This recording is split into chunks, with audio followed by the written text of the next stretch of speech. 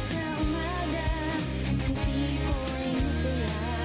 Narinig sa radyo, boses ng katropa mo. Iba't ibang uri ng kwento, mapapakinggan dito sa Luzon, Visayas at Mindanao, pati sa buong mundo. Makinig na sa Katropa, dito di ka mag-iisa.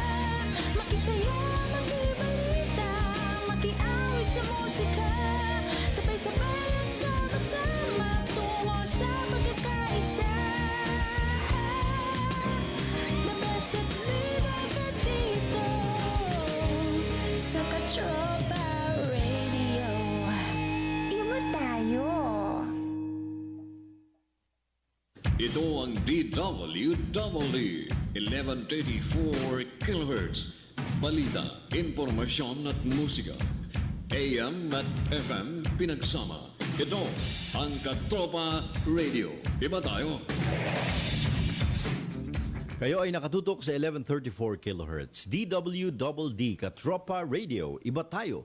Kami po ay kasapi ng KBP, Kapisanan ng mga Broadcaster ng Pilipinas.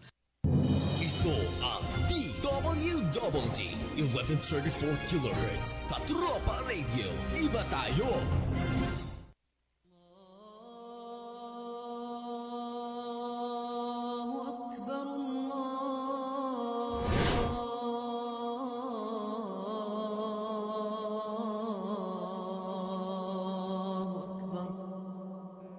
Ito ang mensahe ng kapayapaan sa DWDD. Hatid sa inyo ng Imam Council of the Philippines, Salam Advocates of the Philippines, at ng Rotary Club of Manila, Quiapo Central. Ang mensahe ng kapayapaan sa radyo. Para sa bayan, para sa kapayapaan. Assalamu alaikum, peace be unto you. Wa alaikum assalam, peace be to you too. It's the best salam, spread it everywhere. Allah gives you peace, go wherever you may. It's the best salam, spread it everywhere. Allah gives you peace, go wherever you may. The prophets used to say, Assalamu alaikum, once heard we must say, Wa alaikumussalam.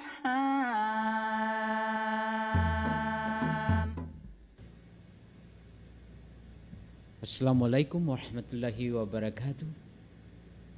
Ang oras natin ngayon sa Pilipinas ay 3:05. Assalamualaikum warahmatullahi wabarakatuh. Ang oras natin ngayon sa Pilipinas ay alas 3:05. Mga katropa, sa ngalan ng aking kasama dito sa programang Mensahe ng Kapayapaan na si Brother Yusuf Mando, kasalukuyan nasa Batangas siya kasama sa Disaster Prevention Team para sa kabutihan ng ating kababayan at ang ating bayan. Ang mensahe ng kapayapaan ay layunin upang iabot sa mga kapwa Pilipino, upang tayo ay magkaisa, upang tayo ay magkaroon ng pagkakaintindihan sa pamamagitan ng communication. Ngayon, ang aking kasama, ang ating guest ngayon ay si Sultan Zack.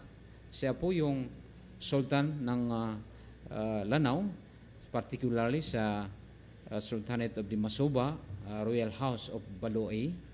Siya po ay isang traditional leader at mayroon din siyang isusurprise sa inyo tungkol sa song Tribute to Marawi City mamaya po pagkatapos ng ating discussion about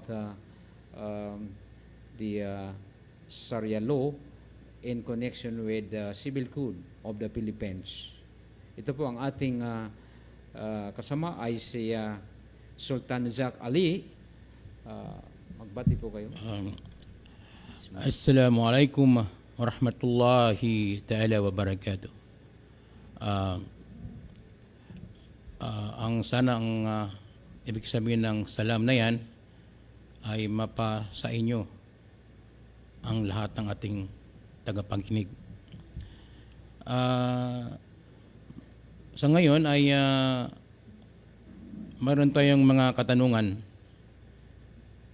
sa ating scholar. Isa siyang Deputy Prime Minister, Royal House of Balui, International Commission on Mindanao Nobility. Isa siyang past President, Rotary Club of Manila, Quiapo Central. Isa din po siyang presidente ng Sharia Lawyers Council of the Philippines.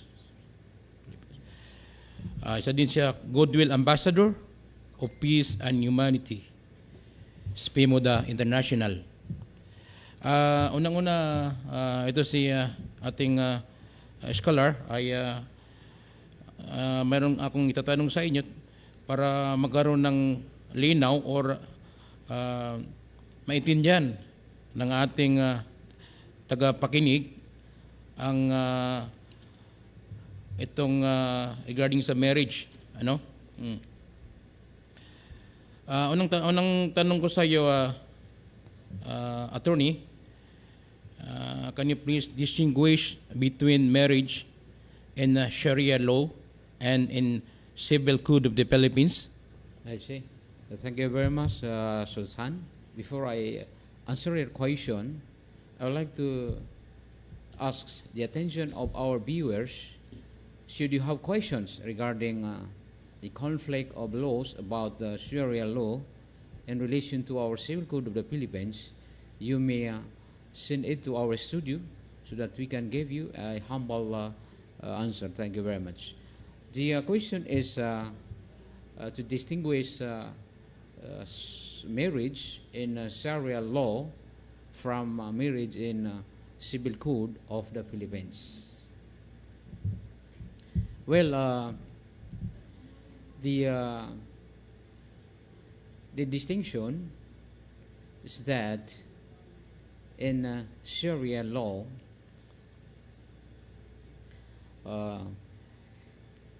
is a marriage governed by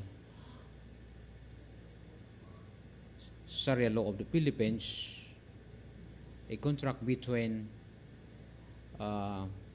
Muslims, also a contract between a Muslim man and a non-Muslim woman. Whereas in Civil Code, it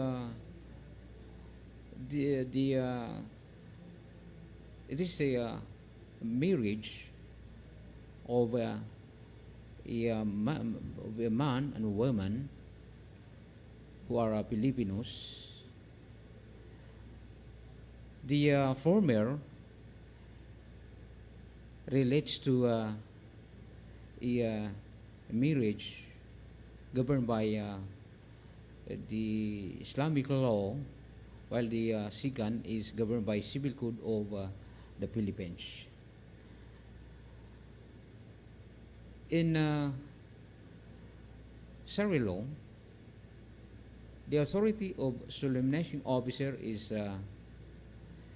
not necessary so long as is an imam recognized by a masjid.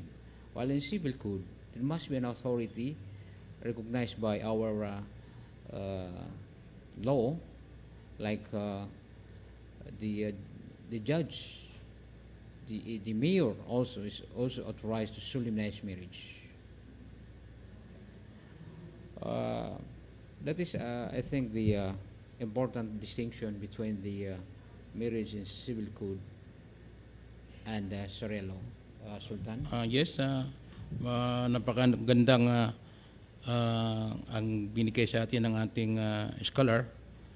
Ang ibig sabihin ng kaibahan ng ating marriage in Sharia and marriage in Civil Code of the Philippines. So meron po tayong pangalawang katanungan na attorney. Can you please again distinguish divorce in Sharia law from Civil Code of the Philippines. Yes, thank you very much, Sultan. Uh, there are different distinctions about divorce in Sharia law and the Civil Code of the Philippines. Because in Sharia law, divorce is recognized. However, in Philippine law, divorce is not recognized. It is contrary to public policy, public order, customs. In the former, it is said in the Holy Quran that according to Allah subhanahu wa ta'ala, for all the things allowed, divorce is the most hated by Allah.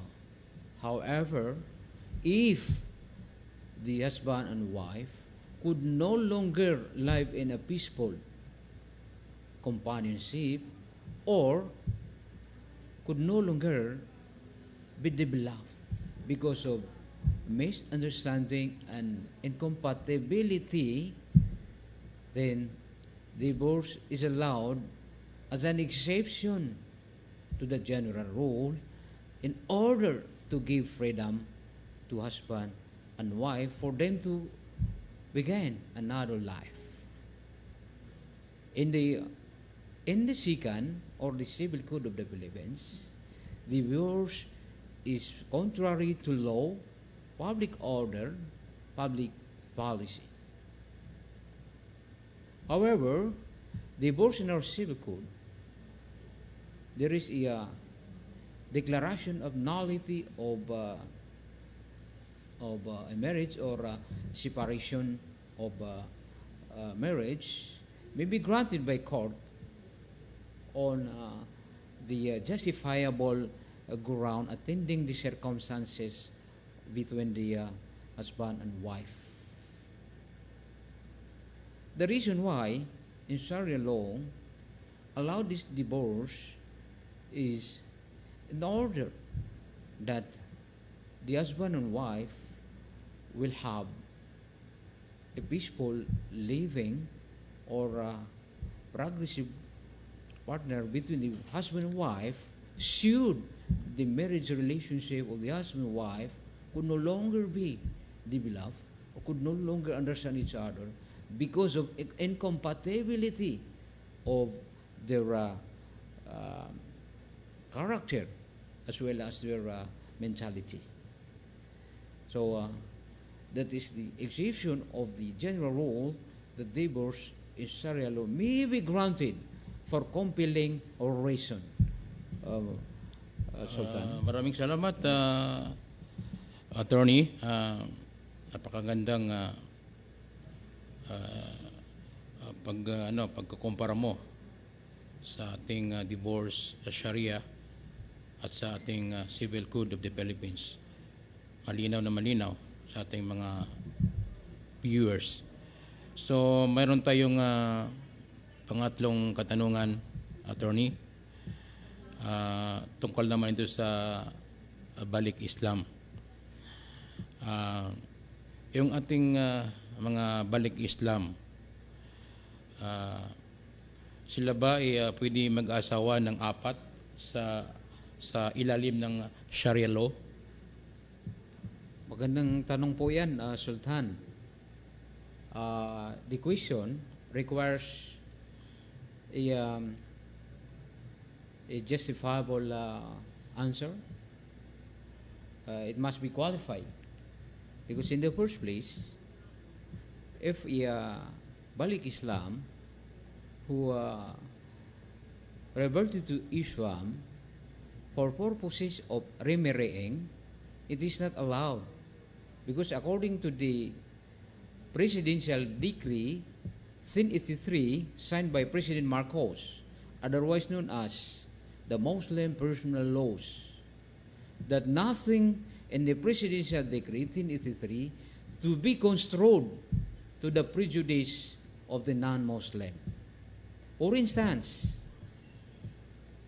if a balik Islam has been married before civil rights or the civil code of the Philippines, his marriage contract cannot be nullified unless upon the order of the court, because such Balik Islam cannot remarry according to Sharia law if he has existing civil marriage contracts. There must be a nullification of his previous marriage in the Civil Code of the Philippines, because Sharia law cannot be construed to the prejudice of non-Muslim. That is the essence of Sharia law. However, if Balik Islam vote are Balik Islam, the husband and wife, who voluntarily submitted themselves, their choice to be governed by Sharia law, they can do such intention inasmuch as they submitted themselves to the jurisdiction of the Sharia court. However, if a Balik Islam is not married, then he can remarry not more than 4 at the same time. Because according to the Holy Quran, a man can marry not more than 4 at a time, inasmuch as such man can give them equal companionship and just treatment. That is the 2 requisites, that there must be a giving of equal companionship and just treatment to the wife. Only those capable, based on his physical capacity or his financial capacity, are allowed to marry not more than 4. So this privilege given to a Muslims is an exception to the general rule that accordingly, Allah says in the Holy Quran, marry from 2 or 3 or not more than 4 at a time, provided that such man can give equal companionship and just treatment. If such man cannot give equal companionship or just treatment, then such man should marry one man who has a woman with dignity. If he can give justice to such woman with dignity, such man can marry a man in whose his right hand possesses. Yan po ang ibig sabihin na kung hindi mo kaya yung 2 or 3 or 4, mag-asawa na lang ng isa. Kung hindi mo kayang high profile woman, mag-asawa ka na lang ng kaya mong asawahin. Yan po ang mga choices given by Allah to a Muslim. Such marrying of 4 women is not mandatory. It is only a privilege to a man who is given by God with a gift to marry physically, financially. That is the beauty of the law of Allah, because a man has given a freedom to marry not more than 4 at a time, because of the ratio at this time is woman is populated than man. Thank you very much, Susan. Again, maraming salamat. Napakagandang sagot yung katanungan na yun. Mayroon tayong pang-4 na katanungan sa iyo, attorney. Again, tungkol naman ito sa isang Muslim, ano? Isang Muslim na lalaki, siya ay nag-aasawa ng ano, halimbawa, yung tinatawag natin na marami, no? Ganyan, ano? So, can a Muslim man be convicted for the crime of bigamy, attorney? Yeah. Thank you, Sultan. Your question also requires a qualified answer. Generally, there is a bigamy in Sharia law. However, if a man who is a Muslim here in the Philippines married two wives at the same time in civil rights, or his marriage has been solemnized, covered by our civil code of the Philippines, such man, even he is a Muslim, is guilty of polygamy or bigamy. However, if he is solemnized in accordance with Sharia law, such man has no crime committed. That is the answer, Sultan, for your question. Maybe before we proceed to our other topics, let us give our viewers a beautiful song, a tribute to Marawi City. This is composed by truly and originally sung by Sultan Zak Ali. This is the feeling of our victims in Marawi Siege. They are crying to return back to their beloved homeland. They love Marawi City. Our fellow viewers, pakinggan po natin ang ating singing Sultan that will give you the song. Ito po ay nakakaiyak at nakakadurog ng puso according to the commentators of our sing. Ladies and gentlemen, please welcome Sultan Zak Ali.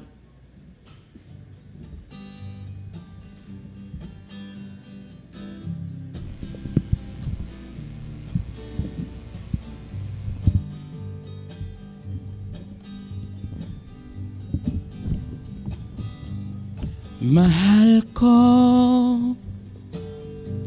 ang bayan ko, ang aking sinilangan, taglay mong pambihira,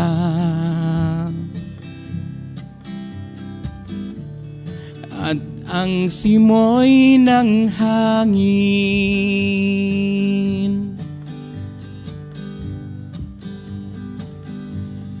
ang agos ng tubig mo,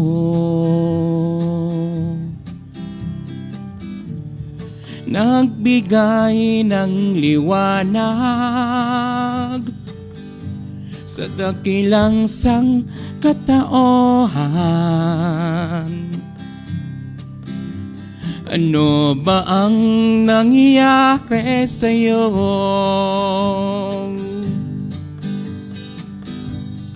Maraway, oh maraway, pangako ko sa'yo, di kita iiwanan, at ika'y babalikan. Maraway, oh maraway, ang ganda mong bayan ko, hinahanap kita, oh mahal ko.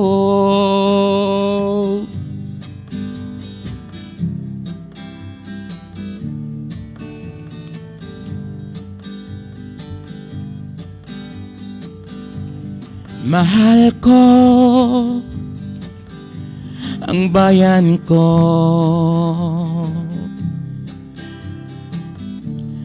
ang aking sinilangan.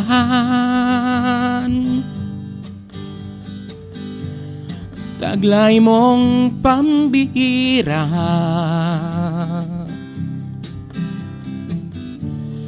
at ang simoy ng hangin,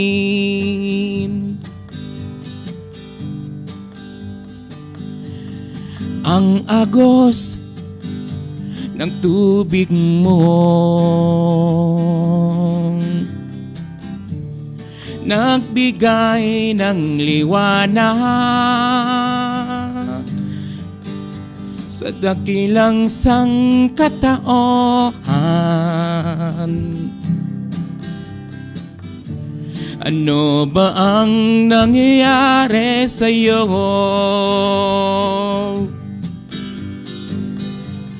Marawing, oh marawing, pangako ko sa'yo, di kita iiwanan, at ika'y babalikan. Marawing, o marawing, ang ganda mong bayan ko, hinahanap-hanap kita, o mahal ko. Hinahanap-hanap kita, o bayan ko.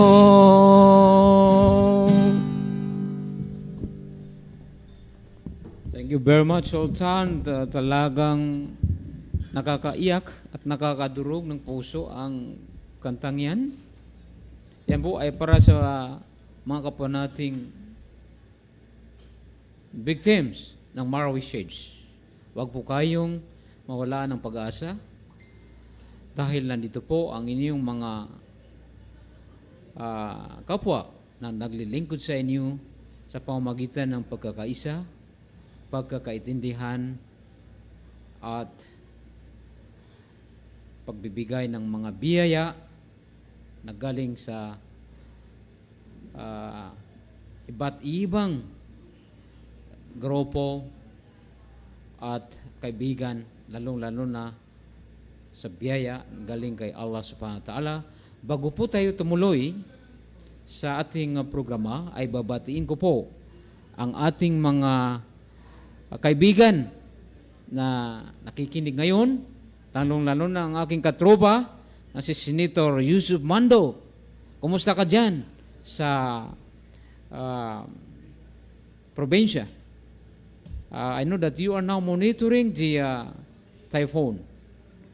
Mabuhay ka, Senator Mando. At ang aking kaibigan ng may-ari ng television sa Balui, Lanao del Norte, na alam kong simultaneously ay live ito sa television mo, itong programa namin, si Kabib Kamid. Thank you very much. Also, ang ating kaibigan na si Mau Said Sulug Ali at ang ating pamangkin na si Alpha May Ali, and also our Chief of Police sa Salam Police of Iligan City na si Sultan Jamla Rangay, my cousin. Thank you for watching us, Sultan Jamla, the Chief of Salam Police in Iligan City. Ayan po ay ipapatuloy natin ang ating programa tungkol sa law in relation to Syrian law as well as Philippine law. Ano Yes. po ang mga tanong po dyan, Sultan, ng ating mga viewers? Well, attorney, mayroon din tayong katanungan, ano? Ito ay tungkol naman to sa dowry, ano? Yes. Sa dowry naman, why dowry is required in Islamic marriage before marrying? Can you please tell us about this? Yes, that is the uniqueness of marriage in Sharia law, because a man is required by Allah to give dowry to the woman. This dowry actually is based on the social standard of the woman. For instance, yung woman ay mayaman, may kaya ang pamilya nila, ay mag-aasawa rin, ay yung kapwa niya ay depende po sa kaya ng lalaki. At it depends upon the social standard of the parties. Itong dure ay para po ito sa babae lamang. Walang ibang may-ari ng dure kung hindi ang babae. Itong dure ay pwedeng ibigay before the marriage, or during the marriage, or after the marriage, to be contracted between the parties. For instance, ang duri ay 1 million, ang kaya lang ng lalaki ay 500,000. Pwede niyang mautang yung 500,000 to be paid after the marriage. Pwede rin po yan. Dahil ang inuutos ng ating mahal na Allah ay yung kaya nating ibigay. As Allah said in the Holy Quran, Bismillahirrahmanirrahim, La yukallifullahu nafsan illa wus'aha. Only those who can capably be given by a man can give to such a woman. In this particular situation, for instance, the woman is married without a dowry.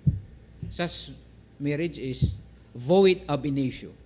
Hindi pwedeng maasawa yung babae na hindi nabigyan ng dowry dahil that is a mandatory obligation or fard in the eyes of Allah.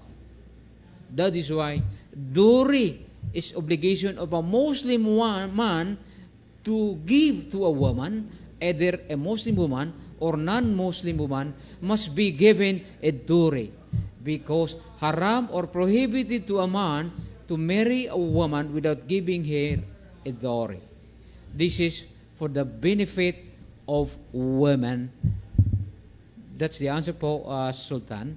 At kung mayroon po kayong mga katanungan po, mga viewers, pwede po kayo mag-text sa amin dito sa studio para po mabigyan namin kayo ng sagot po. Maraming salamat, Attorney, ano? Meron naman pong tayong katulong at tanungan dito, ano? Ito naman ay tungkol sa isang babaeng Muslim. Ang isang babaeng Muslim ba ay pwede ba siyang magnegosyo or magtrabaho? Ano bang ang ating explanation tungkol dito, Attorney? Thank you very much. According to the Sharia law or Muslim personal law, PD 1083 of the Philippine law, a Muslim woman can exercise her profession or can each business so long as in accordance with Islamic modesty. A Muslim husband can prevent his wife to engage business for compelling reason,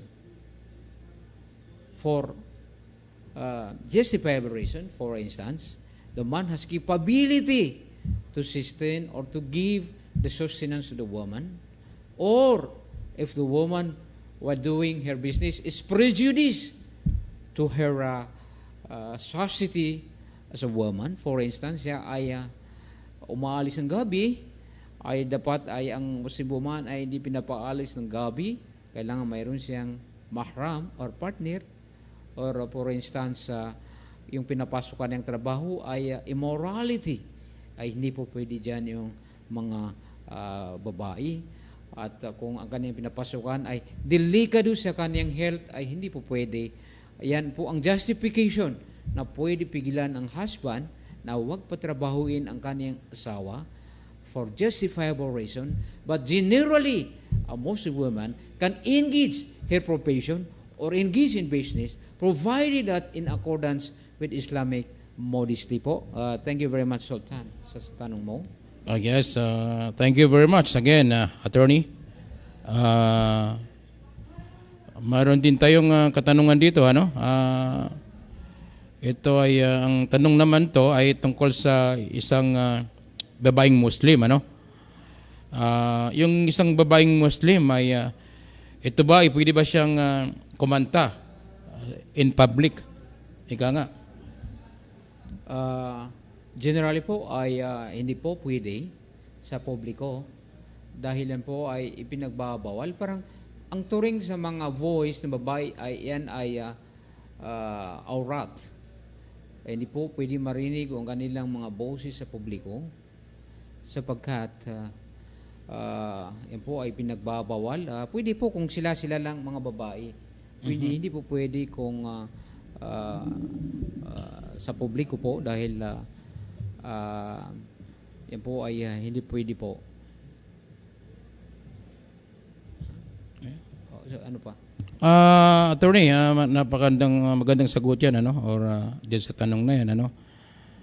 Mayroon tayong katanungan dito. Can a Muslim woman wear a clothing in which her private parts are visible or wear short pants in a public swimming pool? Can you please give us a brief discussion regarding this question? Yan po ay ipinagbabawal sa Muslim women to disclose their private parts publicly. For instance, sila po ay nagsuswimming sa publiko ay hindi po sila pwede mag-short pant. Ipakita ang kanilang mga aurat o private parts. Pwede po kung yung occasion na yan ay lahat babae po, ay pwede po makita ng isang babae, ang kapwa niyang babae na naka short pant sa loob ng compound at hindi po pwede ang babae Muslim na nagliligo sa mga beach, sa mga swimming pool na naka-short pant at kahit hindi po naka-short pant, basta po ang kaniyang suot ay tight or see-through, nakikita ang kaniyang mga private parts, ay hindi po pwede po yan sa atin pong mga Muslim. Bawal po yan sa Sharia law.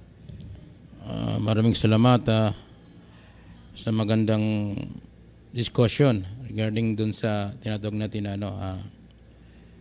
dapat coveran ng ating mga Muslim na kababaihan, ano. Mayroon din tayong katanungan dito. Ito ay regarding naman to sa sa same-sex marriage. Ito ba ay can be allowed or permissible in Sharia law yung same-sex marriage? Yung same-sex marriage po ay is not only prohibited in Sharia law but also in Philippine law. Because it is contrary to law, public order, public policy. In fact, our Uni-Harmony Interfaith Group has already signed a resolution convention the Congress not to pass allowing the sex marriages because this is contrary to the teaching of the churches as well as the teaching of Islam. Yan po ay ipinagbabawal according to our civil code. A legal capacity of a husband and wife must be a man and a woman. That is, in the absence of such legal capacity, then the marriage shall be considered void of in issue, which means that the marriage cannot be validated because such void is void from the very beginning. Only man and woman can marry each other po, Sultan. Again, maganda na namang yan, kaalaman yan, ang ating naintindihan tungkol doon sa same-sex marriage. Maraming salamat, attorney. Ang ating kung mayroon pang katanungan ng ating mga viewers at saka mga listeners, kung maaari lamang ay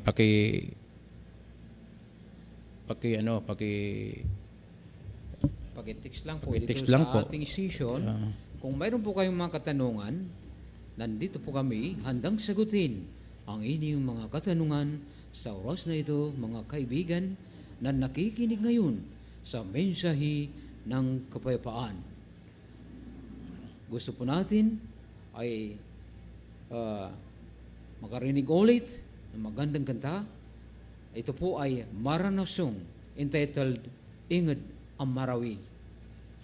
Pakinggan po natin Just a piece si like Sultan Zak Ali to give you a beautiful song, Inged Ranaw or Inged ang Maranawi. This song is theme, there's no beautiful place like home. Home, home, sweet home.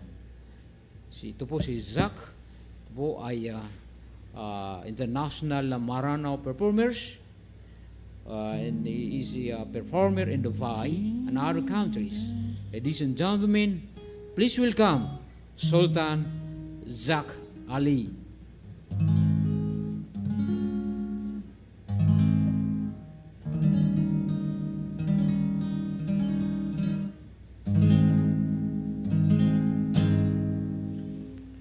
Yaeng ngadaranaw Monteya sa Mindanao Lalayo nun rinaw Gusto ka paka o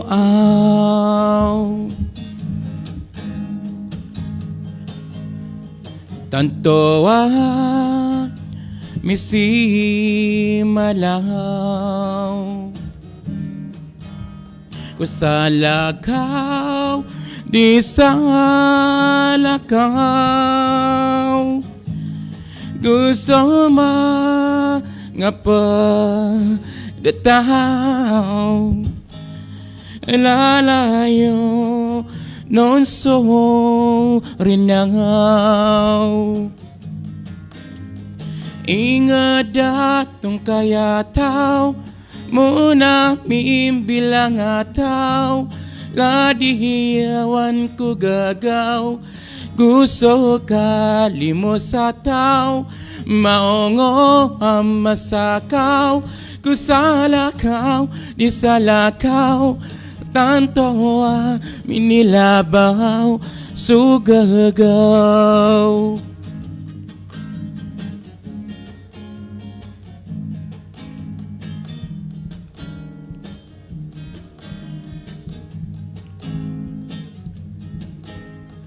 Apiya pansambian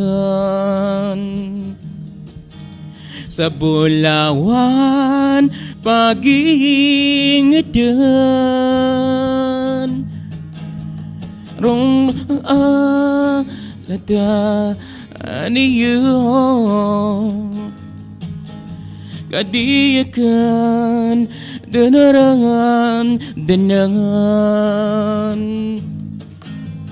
O tindak supaayaw Pagkadasal saranaw Ipalat ko warinaw Aginahawa ko di karaw Apiya mimbulanaw Sulinding o maraw-raw O bahanian kumiraw Dagagaw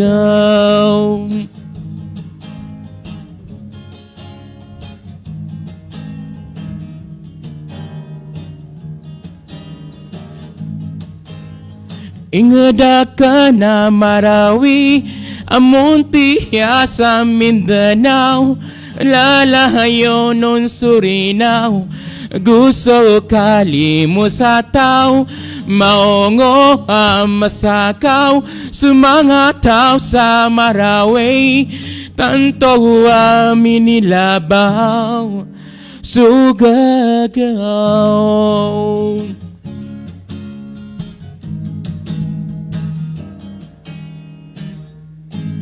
Thank you po. Ang galing mo, Sultan. lagang nakakaiyak.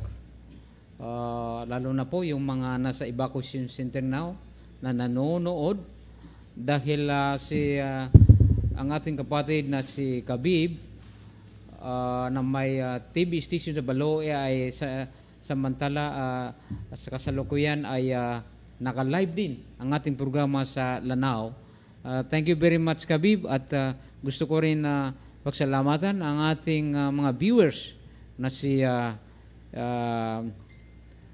Yas at ang aking princess, si Princess Faida Osman Ali. Happy birthday to you. Hope you have many birthdays to come, and thank you for watching. Mga kaibigan, alam po ninyo, itong mensahe ng kapayapaan, layunin ng programang ito ay iabot.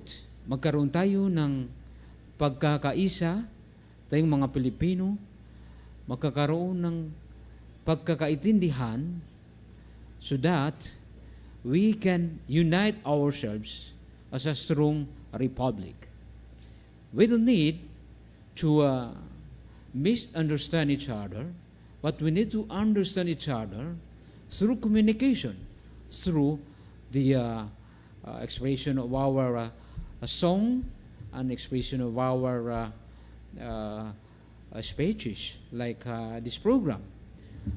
This mensahe ng kapayapaan ay naghahatid sa inyo ng kapayapaan. I hope that it will promote peace of mind as well as peace of your heart, so that you will live with tranquility. This kapayapaan na ito, which means that peace is in Arabic is salam.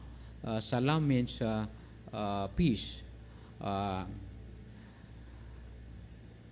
This greetings of Assalamu alaikum, which means that peace be upon you.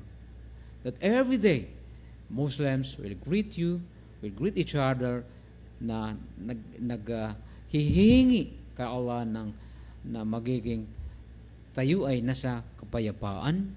At sana po ay maitindihan natin dahil po sa mga nangyayari na indicting Muslims or Islam as a terrorist. Ito po ay walang katotohanan sapagkat ang Islam ay religion of peace and mercy. Islam is a religion of moderation. Islam does not compel anybody to enter into Islam, because according to the Holy Quran, there is no compulsion in Islam, neither there is no violent extremism in Islam, as well as there is no terrorism in Islam, because it has been ordered by Prophet Muhammad, even to the Muslim soldiers during war, not to kill a priest, not to destroy a church, not to kill a children, nor women, nor elderly, nor submissive to the Muslim soldiers, nor to cut a tree except for consumption, nor to kill an animal except for consumption. That is the order of Prophet Muhammad to the Muslims, because the essence of jihad in Islam is what we call self-defense, because jihad in Islam has two characteristics. First is the big jihad, which means that a prevention of oneself from committing unlawful act, illegality, undesirable or evil act. Second jihad is the small jihad, which means that religious jihad, which means that you have the right to defend your religion, your belief, to defend yourself from imminent attack, to defend your friends, to defend your family, to defend an stranger, or to defend your country, and to defend your religious belief. this is a small jihad. A Muslim has obligation to defend the Philippines because the Philippines recognizes the Sharia law and consider as Darul Islam, this country. In fact, there is a peace process between the MILF and the Philippine government in Mindanao, and let us support this BARM, the implementation of the Bangsamoro Organic Law. Let us campaign for years in support to our President Duterte of his interest, of his willingness to promote peace between and among Filipino peoples. Because there is no need to fight each other, but to help each other to establish a strong republic in such a way that no one shall be deprived of his right without due process of law, nor any person be denied equal protection of the law in order to save every Filipino from darkness, from danger of the eradication of drug trafficking in our country. Let us support the program of our President to eradicate this drug trafficking because progress and developments begins with our hearts, begins with ourselves. We need to support our government or our President in order to promote peace and order. Lalo na ang ating mga kasundaluhan, sila po ay nagbubuwis ng buhay upang protektahan ang ating mahal na country at protektahan ang mga tao. It is the obligation of the government to protect the life and properties of the constituents. That is why we must be thankful to our soldiers, to our authorities for supporting and helping us for the good future of our people, as well as to strengthen, to intensify our campaign for drug trafficking. My dear friends, let us be united to become a missionary of peace. Let us not act in such a way that we can endure the right of others, because this is the teaching of Islam, that you can exercise your rights, provided you cannot injure the right of a third person. And this is also recognized by our Constitution. In each Latin maxim, sic ut tut alienum non laedas. You can exercise your right, provided that you cannot injure the right of a third person recognized by law. And in Islam, we are a best ummah, best generation. We are called best generation because we are conveying what is right to humanity. We are forbidding what is right. We are teaching what is right, and we are teaching to avoid what is wrong, and we are obedient to Allah, and we are exercising patience in the exercise of the mandate of Allah subhanahu wa ta'ala, in the exercise of all prescription in the Holy Quran, and to avoid all prescription in the Holy Quran in order to promote peace and progress to humanity. My dear friends, ang aking kasama ngayon ay si Sultan, ay since we are running out of time, can you give, pwede po ba magbati sa mga kapwa? Or anong gusto mong sabihin Again, sa last word mo? Maraming salamat sa lahat ng mga televiewers, as what the attorney said a while ago, that Islam is a complete way of life. That's right, attorney? Yes, that's true. Yeah. So sa lahat na nakikinig doon sa aming sa aking kinanta kanina, yung kanta na yan is para po sa inyong lahat yan. Para po bang maibsan nga yung mga ating mag-aanakan or ating mga kababayan na naroon pa sila sa kanya-kanyang shelter, no, doon sa mga evacuation centers. So assalamualaikum warahmatullahi ta'ala wabarakatuh. Sa ngalang ating mga katropa dito, si Imam, Police Superintendent Abraham Moxer, the aspiring president of the Rotary Club of Manila Cabo Central, at si Senator Yusuf Mando, at si Engineer Yusuf Makalangkum. Kami po ay nagpapasalamat sa lahat ng nakikinig at babatiin ko po ang aking mga kasama na nanonood ngayon, katulad ng maraming tao nanonood ngayon sa Iligan City, led by Chief of the Salam Police, Israfil Rangaig, Sultan Jambla, also the owner of the TV and radio station in Baloe, covering Lanao and other provinces.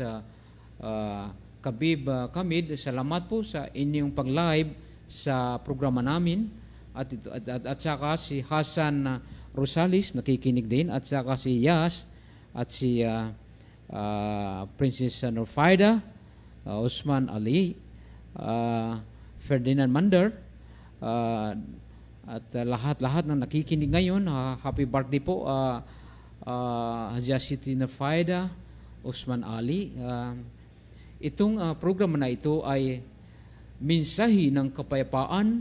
Layunin namin na magkaroon tayo ng pagkakaisa. Layunin namin na tayo ay magkakaintindihan. Layunin namin na tayo ay magtulong-tulungan sa hirap at ginhawa. For all the challenges we will be encountering someday, somehow, we must stay strong. Ladies and gentlemen, this is your lingkod, Datu Haron, Rangaig Ali. Assalamualaikum warahmatullahi wabarakatuh. Waalaikumsalam.